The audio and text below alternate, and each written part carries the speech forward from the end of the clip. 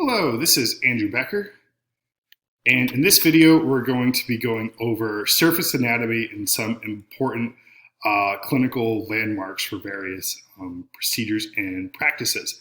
So surface anatomy is very useful because we can't keep taking x-rays and cutting into people to find different structures. It's much easier, quicker, and non-invasive to just know where a structure is based on its reference and location to other more easily identifiable structures on the surface of the body. So my lovely wife Kelly has deigned to be my model for this experience, and she's going to help me show you some important clinical surface landmarks. So we'll start at the head, where a very important one is the angle of the jaw.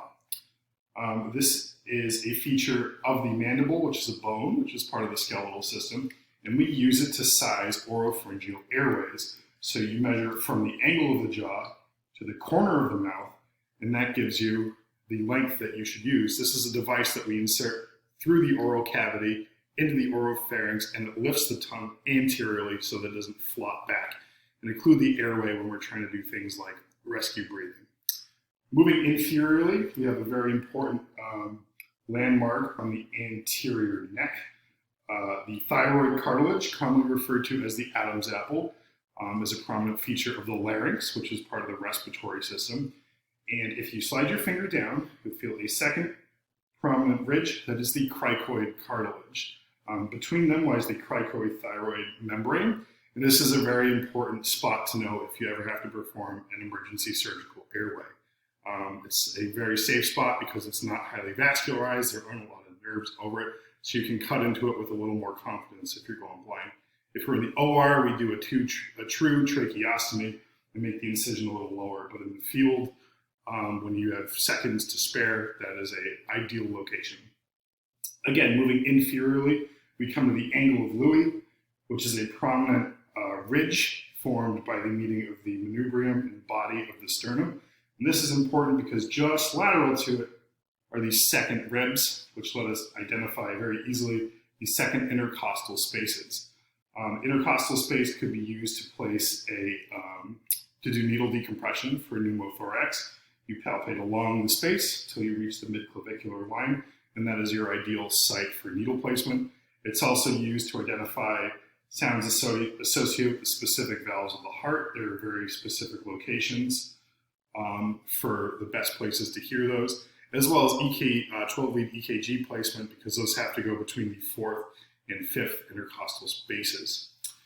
An important anatomical landmark on the upper extremity is formed by the groove between the biceps and triceps muscles. Those are part of the muscular system. The groove between them holds the brachial artery, part of the vascular system, which is a very useful place to palpate a distal pulse, especially in children, especially little babies in particular, whose radial pulses might be too hard to find. Last but not least, we move all the way down to the lower extremity, where I'd like to talk about the tibial tuberosity. That is a prominent feature of the tibia. It's a little ridge or nub that lies just inferior to the knee. It's very easily palpable, and once you find it, if you move two fingers down and one finger medially, you'll find this very flat facet on the medial surface of the tibia. Tibia, obviously part of the skeletal system, so it has a medullary cavity, which is really useful if you can't get an IV.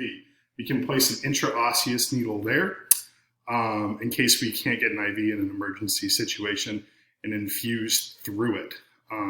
This is an ideal location to place an IO on the tibia because it misses the growth plane. It goes distal to the metaphysis. So piercing through that might cause bone growth problems, especially in children who've yet to go all the way through puberty. So, all right, thank you guys. I hope you enjoyed it, and have a good one.